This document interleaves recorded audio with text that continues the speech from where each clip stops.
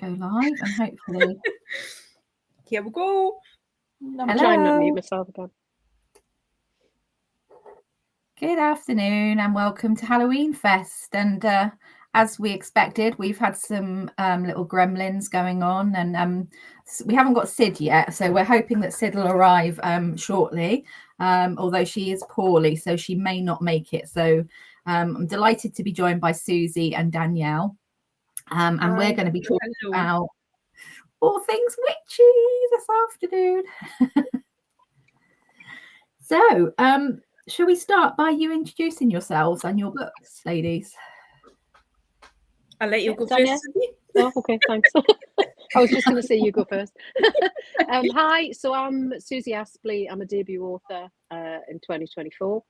My book, Crow Moon, which is kind of behind me, you can see the side of it, but the front, because I love the front cover, was launched in March this year under the Crow Moon. So it actually was the night of the Crow Moon that we did our launch, which was absolutely fab. And it is a gothic thriller, heavy kind of crime fiction, but set in a small remote community in Scotland. I live in a small remote community in Scotland, and there are quite a lot of similarities. And it's about a journalist called Martha Strangeways, who is recovering from an awful tragedy in her family. And she's sort of withdrawn from the world, but she becomes involved unwittingly in a murder investigation, which leads to kind of links to ancient folklore and witchcraft that she has no idea are directly linked to the tragedy in her life and to her surviving son. So it's spooky, and it has crows and witches and all sorts of stuff, but it is a kind of, it was written as a crime fiction novel. So yeah, that's mine. Thank you. I'm Danielle Devlin. I read historical fiction, historical thrillers. So I wrote Bin Offerings, which is set during the North Berwick witch trials. It's from the perspectives of three women within one family.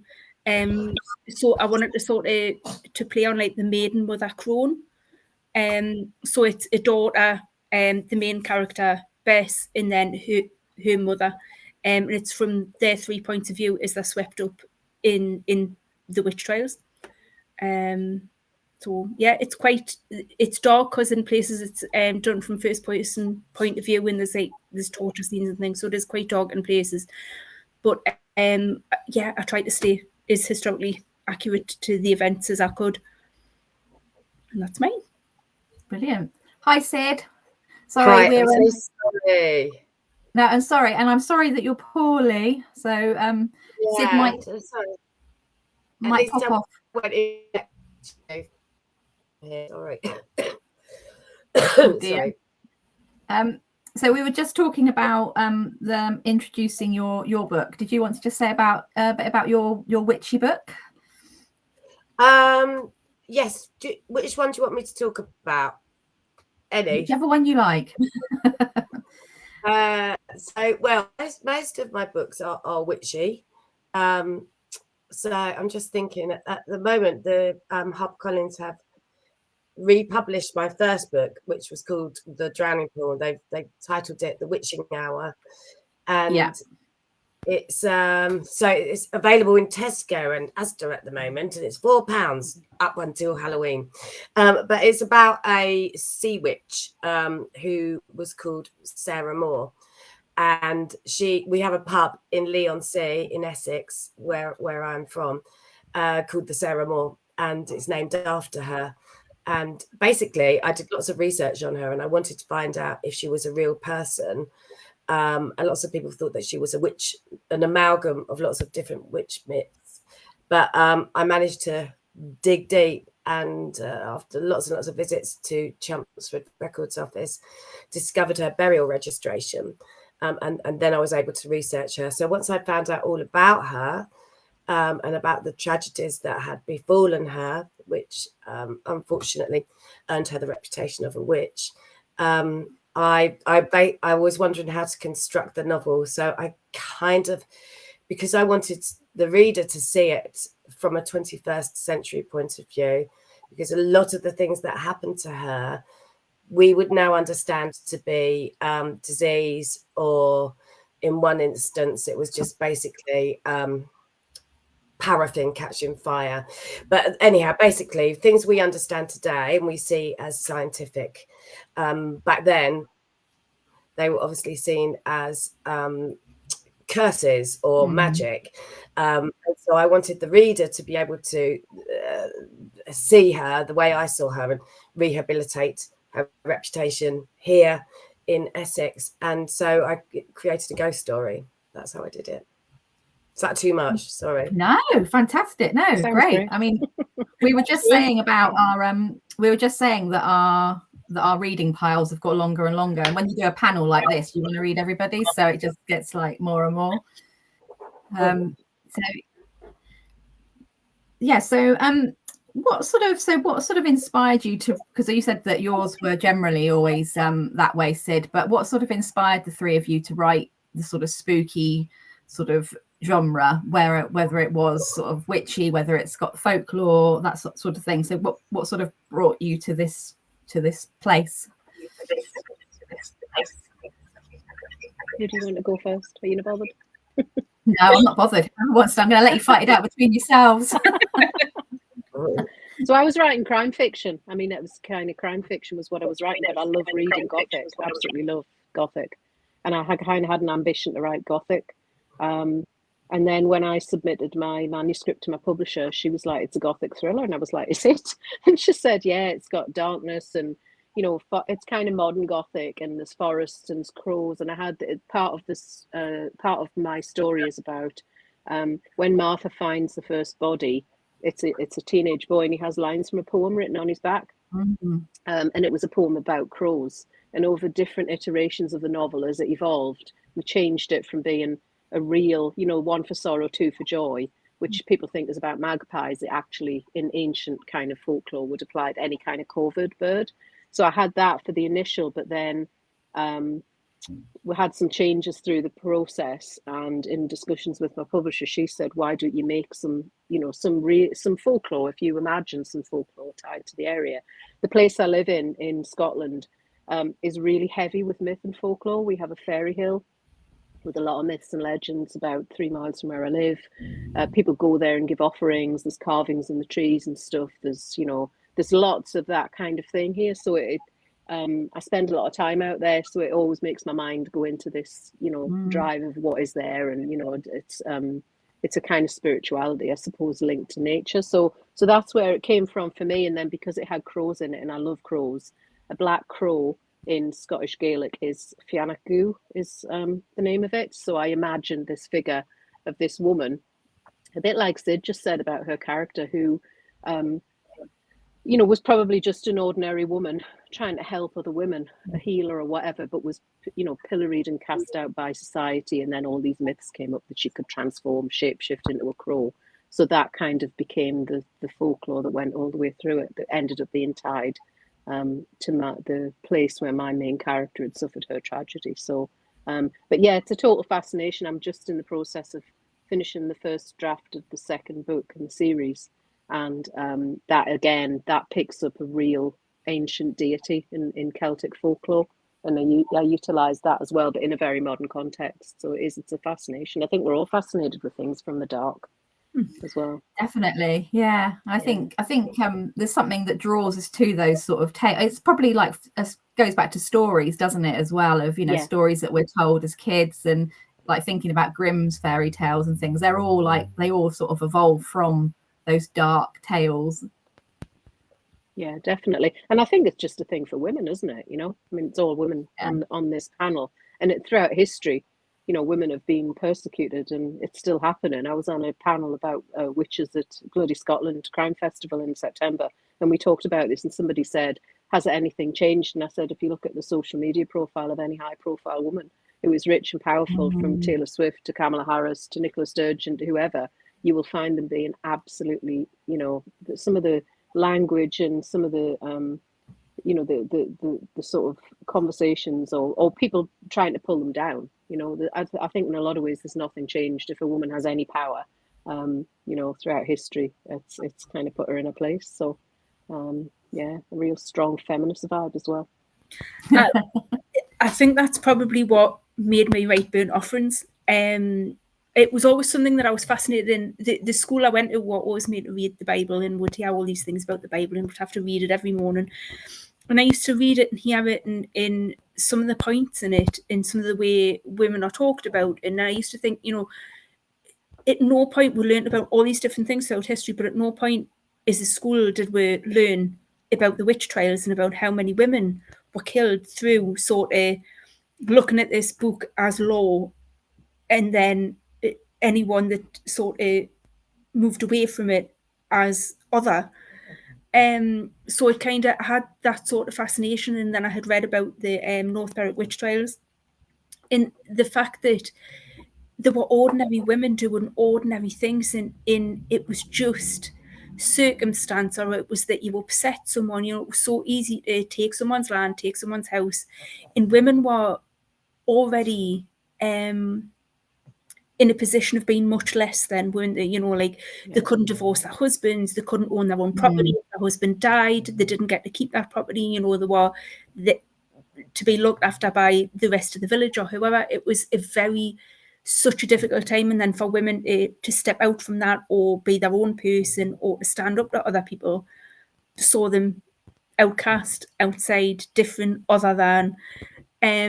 So that was sort of where I picked up. So some of the characters are real, like Agnes Sampson is real. She was in the original North Berwick witch trials, and so was Galis Duncan. But I didn't want to use Galis Duncan because she'd been used in Outlander, and I thought everybody would automatically just assume I had taken her from there, not realise that she was a real person in these trials. So Bess, the main character, is sort of an amalgamation of all these women's stories.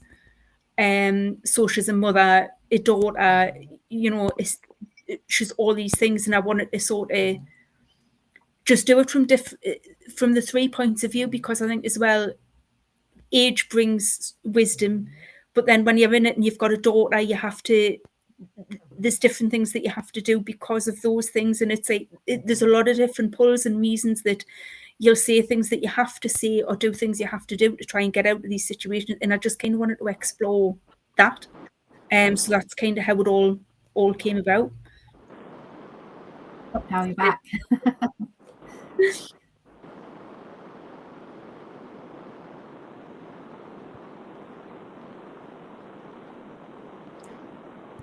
Brilliant. That's great. Sorry. Hi, Sid. You're back again. Sorry. I'm so sorry. I'm having technical problems as well. I'm sorry. It's okay. No, that's fine. I'm just going to try and move you a bit so that I can see you, put your name up, but you can see, we know it's you.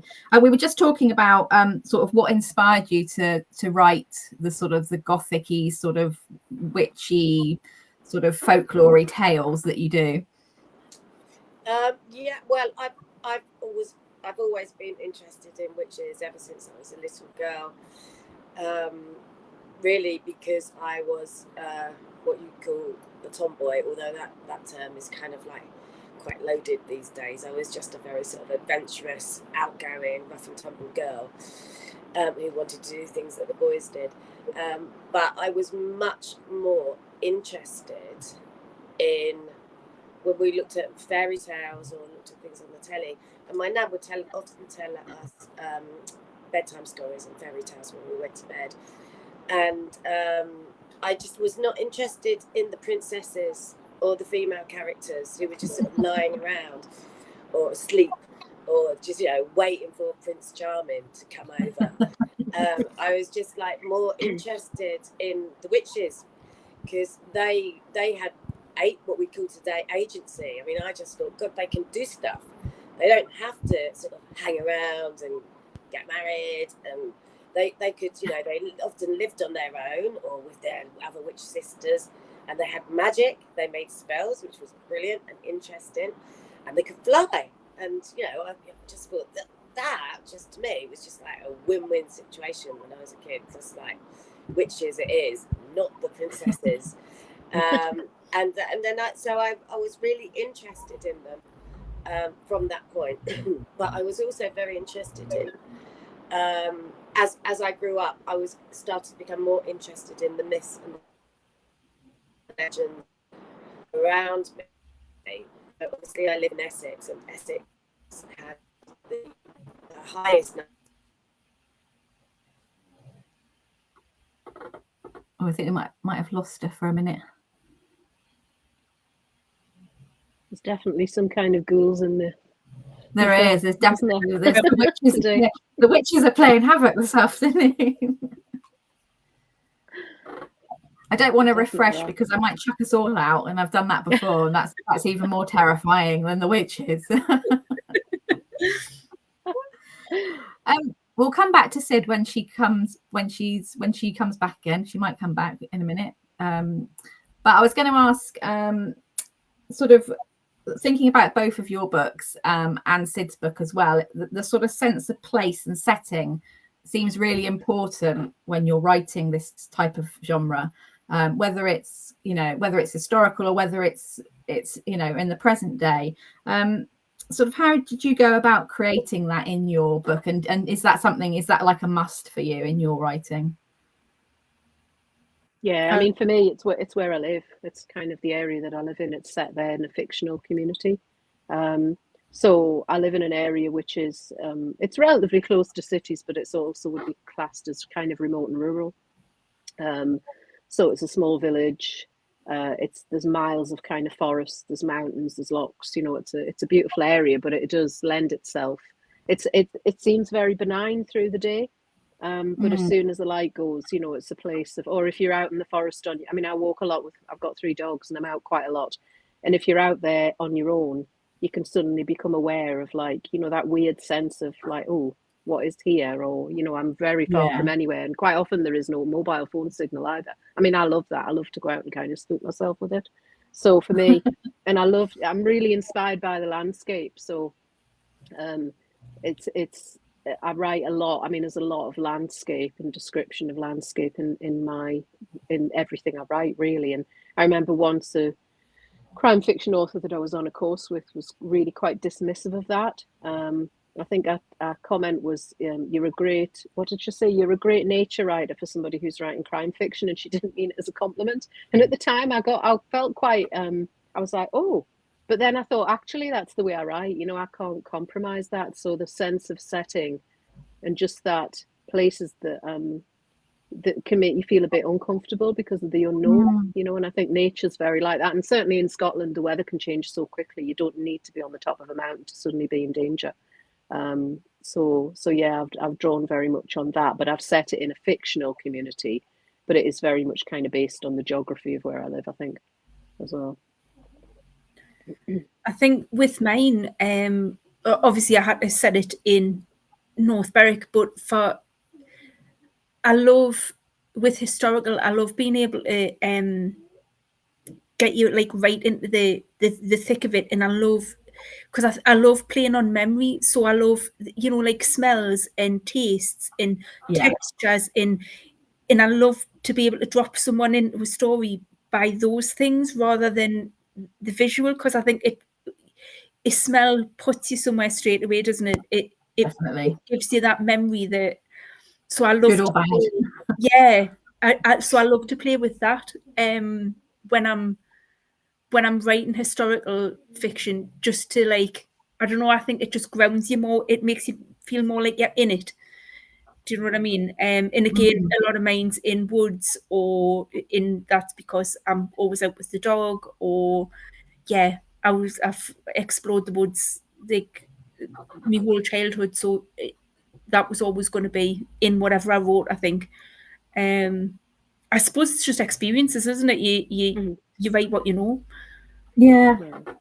And both of you sound like you, but I mean, I live in Devon, so I'm sort of quite rural as well. And not where I live. I mean, it is quite rural where I mean, if you lived in sort of inner city Birmingham, you'd probably think it's very rural here, but it's not as rural as places in Scotland or Wales where you can literally drive miles without seeing a house. It's not that rural, but there is something, isn't there, about that sort of woods and forest and just being on your own in that place that I think conjures up a lot of memories. You were saying about memories, Danielle, and I think that sort of unease, that feeling, we've all been in a place, haven't we, where we've had that so it's quite easy as a reader to transport yourself to a place where you felt uncomfortable and put yourself I think places Yeah, I think you're right, and I also think the places kind of hold a sense of, I mean, you know, kind of. I'm not saying necessarily ghosts, but I think sometimes when I'm out, I wonder about the places that I'm in and what might have happened there before. Do you know what I mean? It's almost that kind of collective memory of a place. And also, I think back to that point we talked about earlier about women and women's power. You know, there are sometimes I go out and it is quite isolating, and you think, God, anybody could come along here. But in a way, I get a sense of like, I want to be here. I've got a right to be here, because why should I as a woman be afraid to be out in the middle of nowhere when a man probably wouldn't even think like that? So, you know, it's all kind of mixed in with that, with, you know, going out into these slightly strange remote places where anything could happen. Don't they say scare yourself once every day?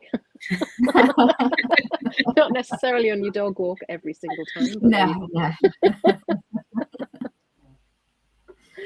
But your books both feature the witch trials in different sort of in ways, and I'm sort of interested in the sort of the research, particularly yours does sort of go between the two, doesn't it? Past and present to a certain extent, Suzy, but yours is very much in the historical, and Sid's also is the same, where hers goes between the witching hours goes between the two. It's got sort of dual timeline. So I was sort of interested in the research that you know, not writing in the present day, what you sort of had to, you know, what you did to find out more about that, or is it imagined?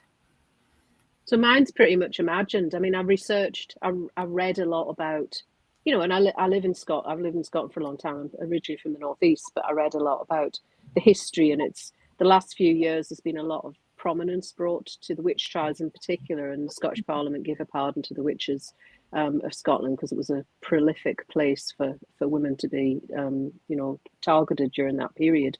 But I very much wanted to kind of make up my own. I think there's been quite a lot written about that period, certainly in recent years. And I just wanted to kind of have that sense of a person who was quite isolated. And there are elements. I mean, I have a moon dial in mine, which is a place that this person went. And there is a slightly dual timeline in that a character from the past who carries a book of shadows, a young woman who believes in the power of magic because she has she's from a Scandinavian background and she's a character. And there is a kind of dual timeline, although that's not hugely prominent. But I wanted there to be these elements of things that people truly believed in. It didn't need to be a religious element, if you like, but it was a kind of spirituality. So yeah, I mean, mine it's all imagined in terms of the whole legend of this Fianna Goo Black Crow figure. But very much with the context of these, you know, there were real things like that happened to women in that period. Yeah. So, but a lot of it's made up. Hi, Sid, you're back. I'm so sorry about this. I don't know what's going on today. I think the witches are around. The witch finders, probably. Yeah. We were just talking about research and sort of having that sort of dual timeline of historical or present and past. And while you're here, well, I was going to ask you what sort of how you sort of approach that and what research you carry out, if any. Yes, thank you. If I go again, I'll just give up because I think I'm becoming disruptive. Sorry, ladies. No, it's fine. These things are sent to try us. I don't know what's going on. Anyway, research is really important to me. So actually, the first book that I wrote, I was working at the time teaching, but the research took me about 7 years to do.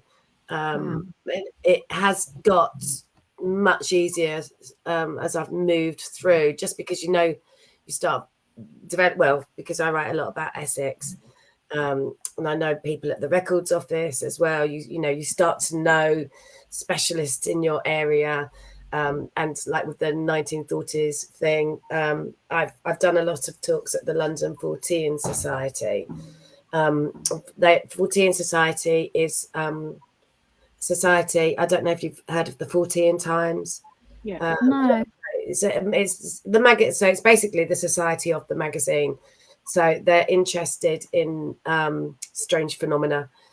but they're skeptics, so they have open minds, so they investigate strange phenomena and strange idiosyncratic parts of history from this skeptical point of view. So that I've given a few talks to them because obviously, although I write about witches, my books are thrillers really, but I don't believe they were witches. But I have got ghosts in my universe because it's quite difficult to sort of sell a book where you go, it's about witches, but they weren't witches. And everyone's like, oh no. I've got ghosts and other things and other magic in them.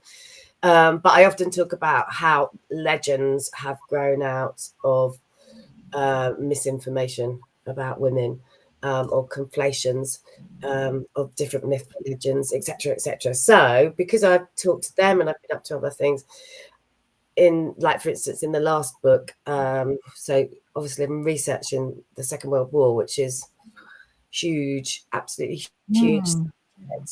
So I only research as far as my characters are in time. So then I learn about the rest of the war as they do, which is one way of being able to sort of narrow my focus. But even things like the British Secret Service and the Third Reich, and the occultism is still a huge subject. But because I have got this huge bank of experts, I can often reduce the amount of work I have to do now. For instance, like Aleister Crowley, Aleister Crowley said he was involved in this ritual in the New Forest in 1940. And I thought, oh God, that means I have to read loads and loads of books about Aleister Crowley, find out if he did. But then I realised that actually I just needed to contact someone at the 14 Times or one of my contacts and say, can you put me in touch with a biographer of Crowley? And then ask a few of them. And then they said, yeah, of course, he told everybody that he did it, but he wasn't. It was unlikely that he did. So, and that takes you about half a day in time rather than months of research. So but I'm writing a book at the moment, and this is like a new one, not in the series and not in the Essex Witch Museum series. It's just a standalone, and I've just decided to make everything up, and and it's such a liberation. It really is. I just sort of like, wow, this is what proper writers are like. This is great. So yeah, I'm enjoying that, and it's coming out quite easily and quite quickly because I don't have to stop and go, oh no, was that word around in 1940? And go off for 2 days. But yeah, so it's quite liberating. So I guess with you, Danielle, because yours was set around a sort of a period, did you feel that you need to research and stay true to that, or were you able to be imaginative in that as well? I did a lot of research about that particular witch trial, and especially because Agnes Sampson had been so prominent in it, and because James I, it was the first witch trial he had been involved in. Him and Agnes whispered something in his ear. They were brought before him. She whispered something in his ear. Nobody knows to this day what was said. But he thought it really unsettled him, whatever she said. So I've sort of kind of used artistic license in places like that. And then a lot of the torture, some of it I've used that was used within the North Berwick witch trials, but some of the things as well, because I've done research and I've read things about Icelandic witch trials and things all over. I've kind of drawn things from everywhere so that you get a representation of what happened to women across the board. And I think similarly, so there's I think it's Edinburgh University did it, but there's a map of the witches, of the women that were accused of witchcraft across Scotland. On the map, you can see every woman in where she lived, what she was accused of, whether she was charged, or it's brilliant. So every woman within the novel, I've taken a name from that so that they're not all from the same time period like Agnes is, but all of the rest have been sort of pulled from this so that their names are in it. Yeah. You know what I mean? So like a memory to them. Obviously I couldn't fit them all in, but as many as I could, all of the women are sort of, their names are taken from that. That's really interesting, because there's that whole thing, isn't there, about historical, where so many women are written out of history because the man gets put in, or, you know, and now actually, thank goodness, in our lifetime, there's quite a lot of books that are doing the retelling of that story and bringing the voices of the women within it. And was that important in all of your books to have those women's voices represented, and that they're not just a name on a map? You know, they are real people and they had real lives, and they probably weren't witches, as we've all said. I think for me, from Agnes, I think for me, after reading the story of Agnes Sampson and the fact that she, you know, went up to the king, said something in his ear that was so horrific that he was like, right, sort of, that's it, she's a witch, kill her. Yeah. To have that kind of attitude, like to be brave enough to do that, like the women wouldn't be where we are today if we didn't have these brave women throughout history. And I think their stories aren't told, but they have to have been there, because we wouldn't have the things we've got now without them. So it was really important that I kind of made Agnes this like force of nature, because these women existed, and I think they get dampened down, don't they, because it's done from a man's lens, or we don't hear it, and it's lovely that we're hearing these voices now. Yeah, definitely. Yeah, and I think I've sort of drawn a bit on that as well. I mean, I've got a modern witch, a Wiccan group that I made up, and I did a bit of research about these groups that do exist, obviously. And again, similarly to Danielle, actually, I looked at the names of the women who were accused of witchcraft in Scotland, and she's called Helen Horn, but that was an amalgamation of two women. One was Helen, the other one, her surname was Horn, and put that together as a, you know, I just quite like the idea of doing that. But I think as well with my characters, certainly Martha Strangeways, who is my protagonist, she is a very strong but quite a spiky character. There's a whole backstory to her that may come out in future books, but I wanted the idea of, she doesn't take bullshit from anyone. Do you know what I mean? She's a strong, independent woman. Her relationships are, she's fiercely loyal, but also she kind of wants to do the right thing. She's really driven by her instincts to tell stories, which gets her into bother. The reason she left her children the night that her twins died in a fire, she went out to a press conference. And so she's kind of living with the guilt of having left them, convinced she could have saved them. She probably couldn't. So I've got really strong female characters, but I also think it's really important not to demonize all the men. Do you know what I mean? I think it's really there's good men as well. Do you know what I mean? So I have some really bad men in my book, one in particular. But I think it's really important to kind of try and give the women their space, but not make it all about every man is bad, if you know what I mean, as well. So and she has very strong, I found it interesting because I've got a lot of mother-son relationships, and I hadn't realized that till I'd finished the book. I'm the mother of two boys. And I hadn't realized it till I'd finished it, the importance of strong women raising good boys, if you know what I mean, as well. So it's quite weird how you look back and all of these things in your own personal life kind of come through the book in terms of those emotional connections as well.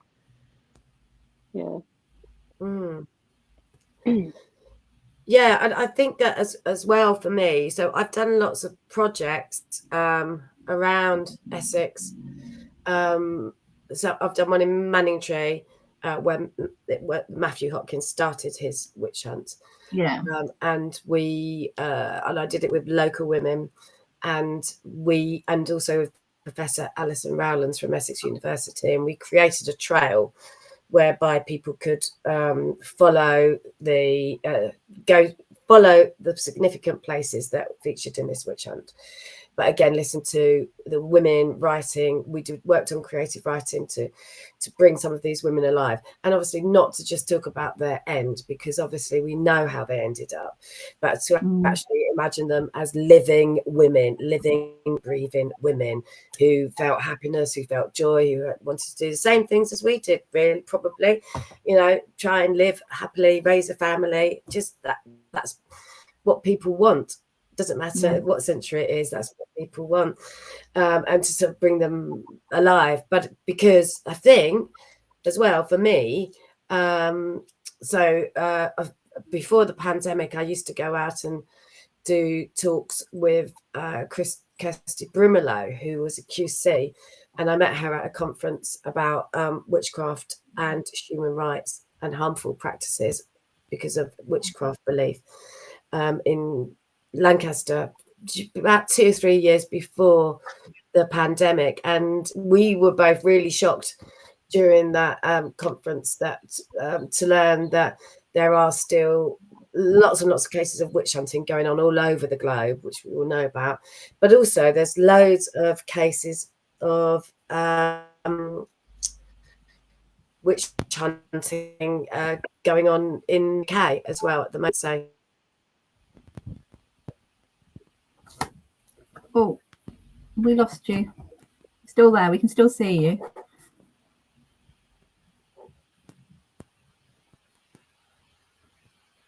She's frozen. Yeah. Oh no. She's gone. Oh dear. Oh. If you she might come back. She doesn't come back. It was really, I mean, it's really interesting listening to the three of you talk about the three sort of, so Essex, it's in Northumberland and Scotland, and the different, how significant those three places were in the witch trials, and how it's really interesting hearing all three of you talk about them in a different way, but also being about the same subject. I think it's and also about the women side of it. I think did you sort of feel a sort of sense of responsibility when you're writing, not for the women, but just when you're exploring a real life occurrence? Do you sort of feel any sort of sense of responsibility of making sure that you pay homage to it? I guess I don't know really what the word is, what I'm trying to say, but do you know what I mean? It's, do you sort of feel a sense of responsibility, I guess, to sort of, make sure that you, she's coming back. You there? She is. There she is. Ah. Sorry, I don't know what is going on. Gremlin. We'll let you finish what you were saying first, which was about. I was going blah blah blah blah, and then suddenly thought, oh, the three of you are talking. Where am I? Anyway, I can't remember what I was saying. Anyhow, blah blah blah. There you go. Past and present. I was just badly articulating. Do you sort of feel a sense of responsibility when you're writing about real occurrences? Do you feel like the responsibility of getting it right, I guess, is what I was trying to say. Yeah, definitely. I mean, again, again, when I go back and I look at what I wrote for the Drowning Pool, the Witching Hour, I do feel that, so at the beginning of that research, I was trying to find out where she was, where Sarah Moore lived, what happened to her. And then there was sometimes, and also it happened when I was exploring the Matthew Hopkins witch hysteria. I sort of went up to Kew Gardens and I needed to look at the charters for Massachusetts from London. And suddenly there was this gap of 7 years. And I said, oh, what happened? Where's the records? And they said, oh, there was a flood. There's a flood in the 1800s, and these records, they just were destroyed. And I was like, oh, no, I'll never be able to prove my theory. But then I was like, but no one will be able to disprove it. You can make it up.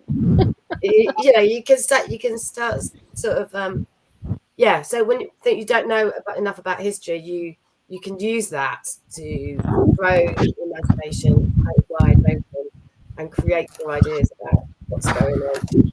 Obviously, again, with the nearest, it's interesting in the 40s as well, because I'm looking at some of the stuff that Heinrich Himmler got up to. In May, I was at his SS occult castle in Germany, which was, but you know, we don't know exactly what happened there, and one of the reasons is because they destroyed the Germans destroyed a lot of the evidence and a lot of the records about what they had been doing when the Allies were coming. So, you know, it's sort of like we don't know, but we can kind of imagine and guess at it. But I am trying to get a little bit more information there if I can. And the thing is, whenever you're writing, history never ends. You know, I might write everything, and then suddenly a manuscript or records will turn up in a trunk in someone's attic, and our idea about history will change again. We'll find out more. So I think you do as best as you can at that point in your life when you're writing. Yeah, I think for me, I was previously a journalist, so for me, kind of authenticity of the facts is really important.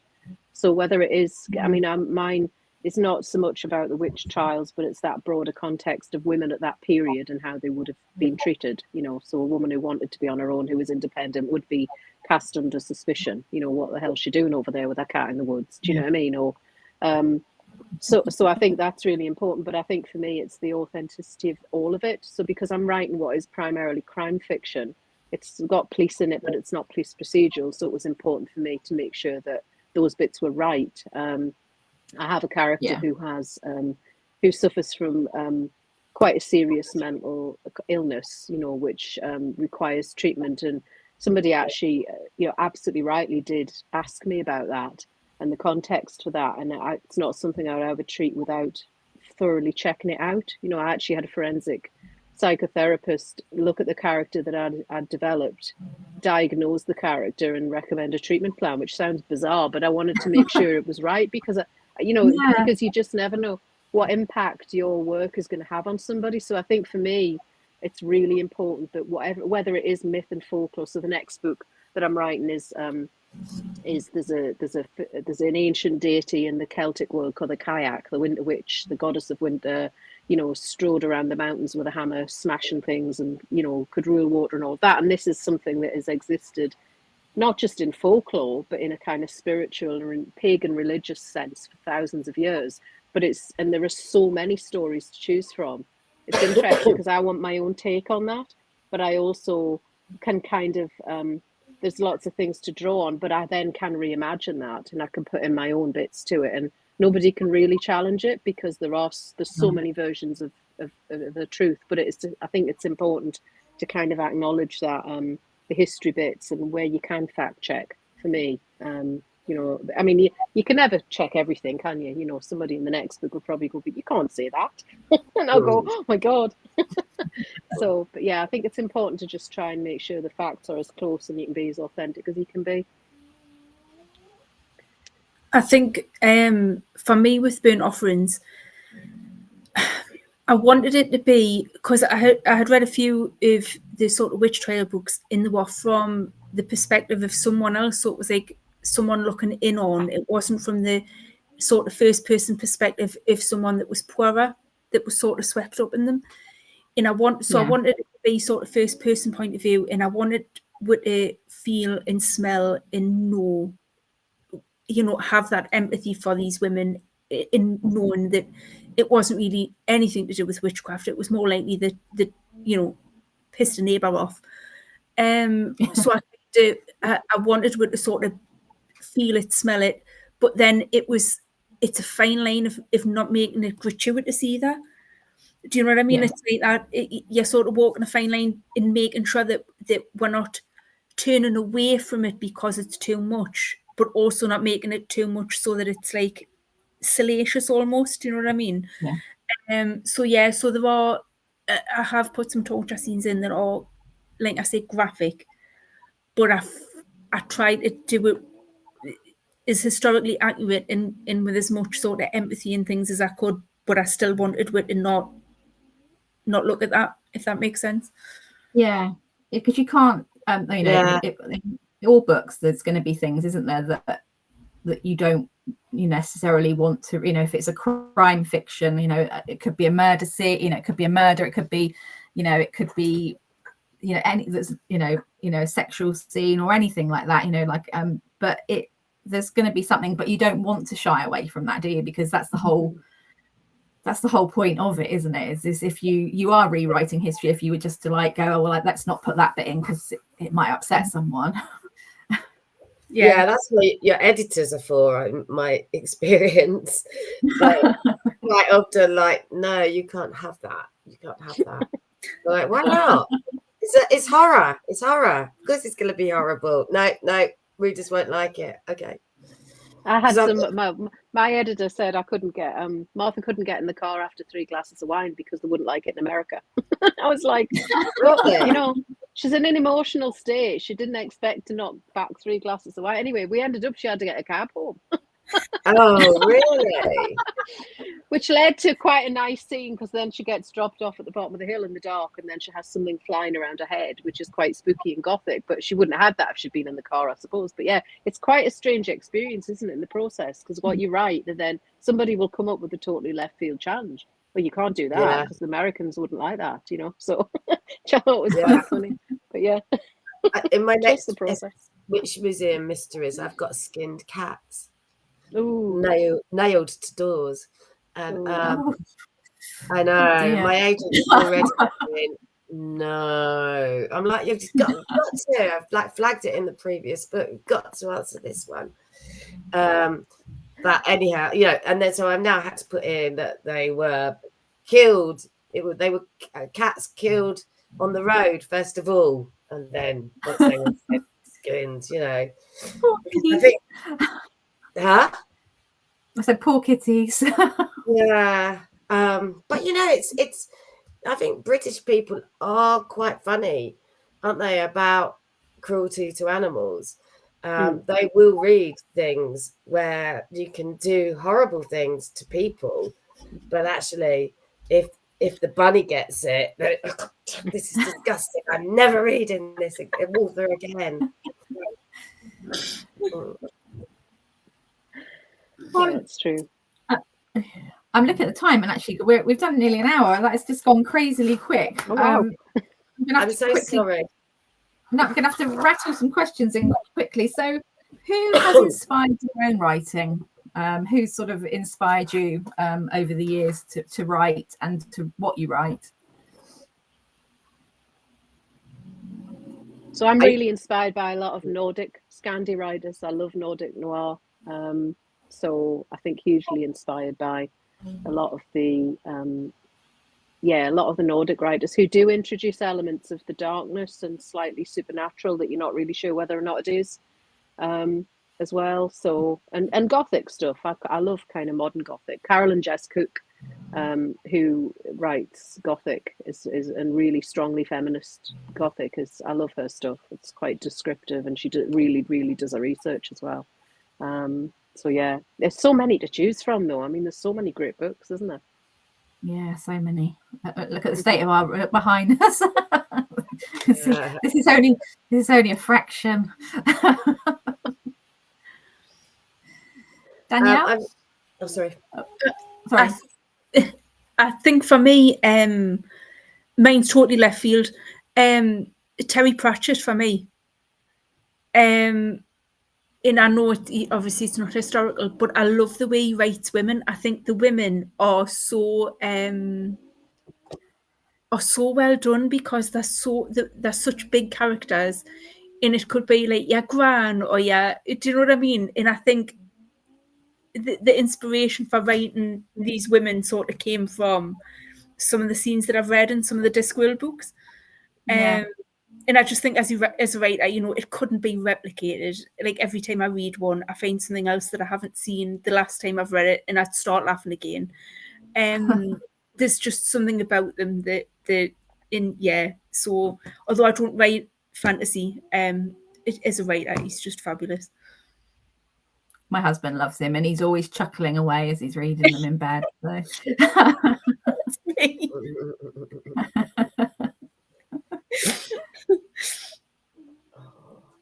Sid? I think for me, I think one of my great influences is probably Daphne du Maurier, because I love sorry, I just love the way that, I mean, I feel like I have whenever I can get into the countryside, that I love it. I love nature. I love it. The world becomes more alive to me. And I love describing nature in my books, and they always, I try to sort of pick out different features in it to represent the characters and where they are in their own personal journeys. And I think Daphne du Maurier does that. And I love the romance in her books with a capital R and with a small r. I just think she's a really incredible writer. And then, as well as that, I think comics as well. I think the comics have been a really big influence on me. Lots of different comics, and fundamentally Misty, which I think I might have down here. No, I'm sorry, I can't find it. But yeah, I think Misty, as I said, was a big.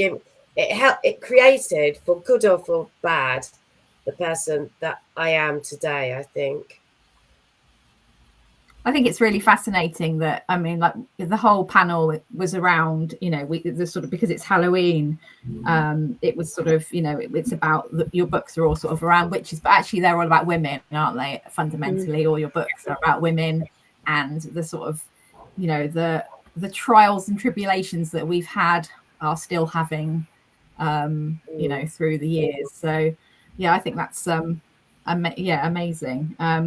So what's next for all of you? Just quickly for the last sort of 3 minutes, what's coming up next? What are you writing on, working on now?